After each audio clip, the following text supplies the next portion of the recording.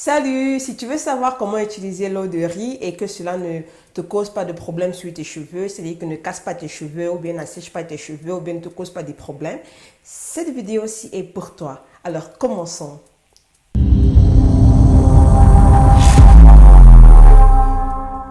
Alors, si tu n'es pas encore abonné sur ma chaîne, je t'encourage vraiment de t'abonner tout de suite pour ne pas rater des vidéos très intéressantes sur l'entretien des cheveux, sur comment avoir une belle peau et aussi sur tout sujet intéressant.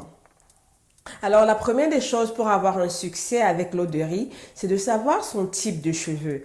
Si tu vis en Afrique et tu as besoin des produits naturels pour tes cheveux crépus, visite la marque Natura Rizado et n'hésite pas à les contacter. Parce qu'il faut savoir que l'eau de riz, pour vous simplifier les choses ou bien pour vous simplifier l'explication qui est longue, c'est que l'eau de riz est comme une protéine. Prenez l'eau de riz comme la protéine. Donc c'est pourquoi le type de cheveux est très important ici. Surtout la porosité du cheveu. Si tu as une porosité qui est faible, cela signifie que tu dois éviter la protéine à un certain degré. Cela signifie que tu ne dois pas utiliser l'eau de riz tout le temps. C'est pourquoi beaucoup de filles ont utilisé l'eau de riz et elles se sont retrouvées avec des cheveux qui se cassent, des cheveux qui s'abîment, des cheveux qui tombent. Elles ont eu tout genre de problèmes avec l'eau de riz. Alors que d'un autre côté, il y a des filles qui ont utilisé l'eau de riz et elles voient que leurs cheveux sont doux, leurs cheveux fleurissent bien, leurs cheveux n'ont pas de problème.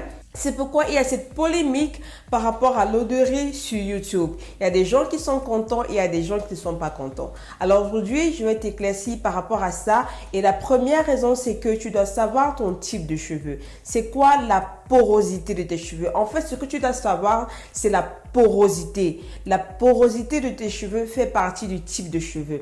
Alors, quelle est la porosité de tes cheveux? Est-ce que tu as une porosité qui est faible ou encore est-ce que tu as des cheveux qui sont peu poreux ou bien tu as une porosité qui est grande ou encore des cheveux poreux ou encore bien sûr tu as des cheveux qui sont normaux.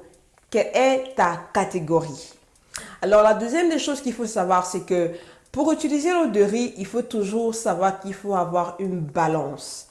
Il faut avoir une balance. Cela signifie que quand tu utilises l'eau de riz, peu importe ton type de cheveux, tu dois faire une balance parce que l'eau de riz est une protéine.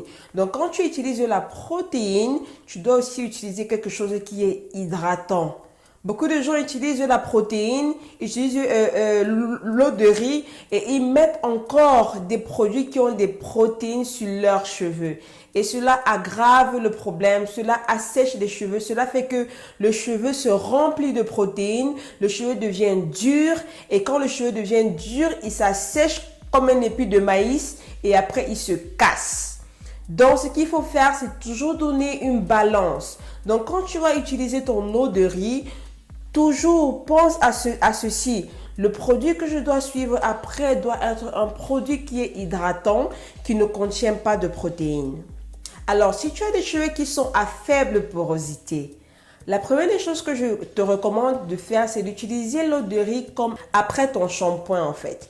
J'ai fait une vidéo où je montre comment j'utilise l'eau de riz. Je vais mettre le lien dans la description de cette vidéo aussi. Va regarder la vidéo là et utilise l'eau de riz comme après le shampoing en fait. C'est-à-dire que tu utilises ton shampoing ou bien ton nettoyant. Après, tu utilises l'eau de riz. Tu prends l'eau de riz, tu mets sur tes cheveux, tu frottes et tu laisses pendant 5 minutes. Après, tu rinces. Ça, tu peux le faire toutes les semaines si tu veux, mais une fois par semaine. Et voilà quoi, ça ne va pas te causer trop de problèmes. La deuxième manière que tu peux aussi utiliser l'eau de riz sur tes cheveux, c'est que tu l'utilises en soin. C'est-à-dire que le jour que tu veux te faire un soin protéiné, tu peux utiliser l'eau de riz comme un soin. Tu mets sur tes cheveux et tu laisses ça se reposer pendant 30 minutes. Et après 30 minutes, tu rinces les cheveux et tu suis avec un produit qui est hydratant, qui ne contient pas de protéines. Ça te fait la balance. Vous voyez? Ça, ce sont les deux méthodes que je donne pour utiliser l'eau de riz sur les cheveux qui sont à faible porosité. Et en passant, quand tu utilises l'eau de riz comme un soin ou bien en soin, tu l'utilises une fois par mois, pas plus. Ne le fais pas chaque semaine, ne le fais pas toutes les 2 semaines. Utilise ce soin une fois par mois. Et cela signifie quoi? Si tu choisis d'utiliser ton eau de riz comme ton soin protéiné, ça signifie que tu ne dois plus utiliser ton henna ou bien un autre soin protéiné fort sur tes cheveux. Sinon, tu accumules de la protéine sur tes cheveux. En d'autres termes, 1 mois à 4 semaines.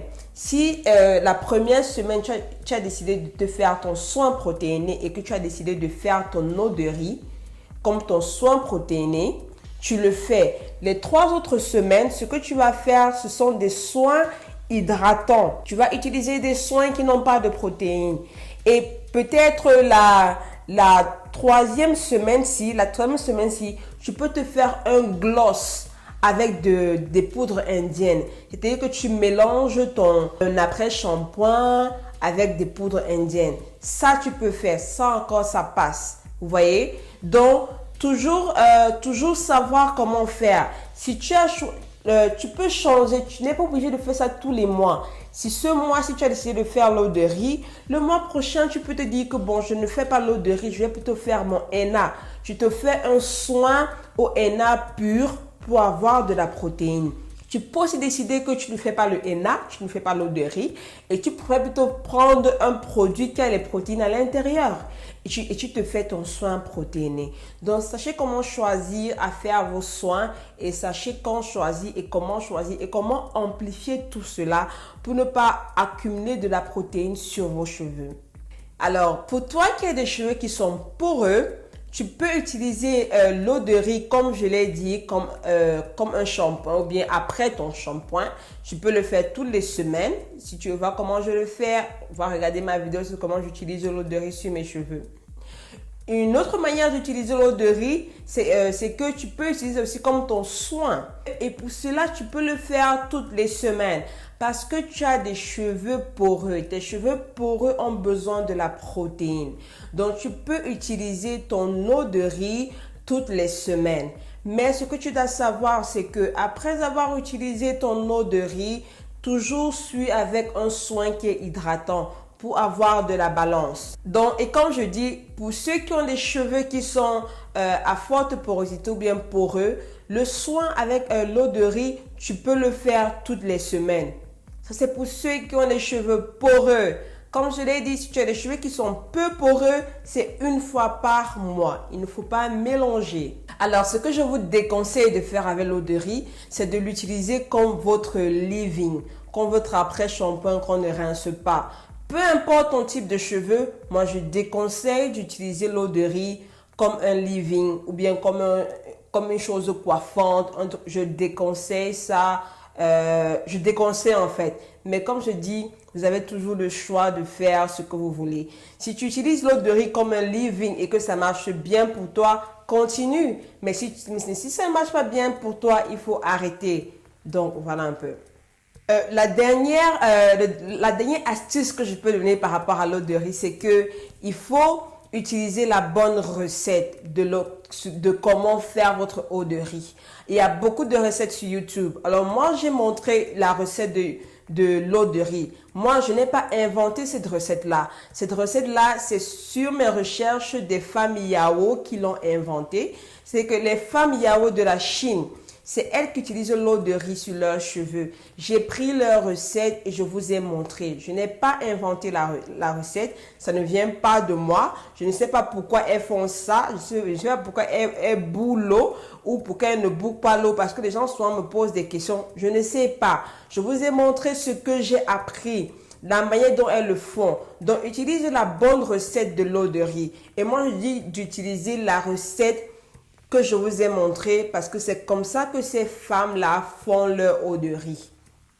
Ces femmes de Yao qui ont de longs cheveux venant de la Chine, elles font leur eau de riz de la manière dont je vous ai montré. Donc, faites aussi la même chose. Il y a beaucoup de différentes recettes. Vous avez toujours le choix de faire ce qui vous convient. Vous avez toujours le choix de ne pas suivre ma recette. Mais je dis, choisissez la bonne recette. Choisissez la recette qui a été prouvée, qui marche, parce que ces femmes-là, elles utilisent ça pendant des années. Elles ont toujours fait ça. Donc, choisissez une recette qui marche. Si tu veux maigrir, va voir une personne qui est mince et demande-lui comment il fait. Si tu veux maigrir et que tu vas voir quelqu'un qui est gros, ça ne va pas marcher, vous voyez? Donc, jugez vous-même et prenez vos décisions en fait. Donc voilà, c'est tout pour la vidéo aujourd'hui. J'espère que cette vidéo aussi vous a aidé et que vous avez appris des trucs par rapport à l'eau de riz et que vous allez éviter d'utiliser l'eau de riz pour assécher vos cheveux, casser vos cheveux. Mais quelque chose que j'aimerais vous dire, c'est que ne prenez pas l'eau de riz comme un élément indispensable qui va vous aider à pousser vos cheveux. Non, l'eau de riz n'est pas sans ça. Sans l'eau de riz, vos cheveux vont toujours pousser.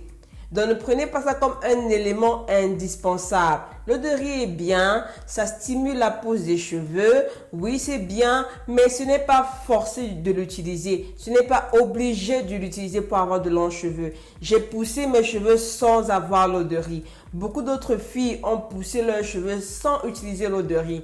Même ces filles-là qui vous font des vidéos disant que l'eau de riz a fait pousser leurs cheveux, elles avaient déjà des cheveux qui sont longs. Donc, il ne faut pas qu'on prenne l'eau de riz comme un miracle, comme une recette magique. Ce n'est pas une recette magique. Portez-vous bien. On se voit à la prochaine vidéo. Je vous fais plein de bisous. Bye bye.